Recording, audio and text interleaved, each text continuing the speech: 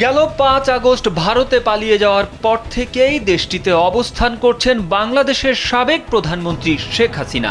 সেখান থেকেই তিনি বিভিন্ন রাজনৈতিক কথাবার্তা বলছেন, যাতে রয়েছে এদেশে উত্তেজনার উস্কানি। ভারতে তিনি কিসের ভিত্তিতে অবস্থান করছেন তা জানতে চেয়ে এরই মধ্যে বক্তব্য রেখেছেন বিভিন্ন রাজনৈতিক ব্যক্তিত্ব। শেখ হাসিনাকে দেশে ফিরিয়ে এনে গণহত্যার দায়ে বিচারের মুখোমুখি করার দাবিও উঠেছে। অথচ পশ্চিমবঙ্গের নব্য বিজেপি নেতা শুভেন্দু অধিকারী বলেছেন, প্রধানমন্ত্রী হিসেবেই দেশে ফিরবেন শেখ হাসিনা। এমন প্রেক্ষাপটে বিএনপির নির্বাহী কমিটির সদস্য ও সাবেক উপমন্ত্রী অ্যাডভোকেট এম রুহুল কুদ্দুস তালুকদার দুলু বলেছেন, এলো ভিশন মুশকিল আসান অফার। যে কোনো ব্র্যান্ডের পুরনো ফ্রিজ নিয়ে চলে আসুন ভিশন শোরুমে আর নিয়ে যান নতুন ভিশন ফ্রিজ 20% পর্যন্ত ছাড়।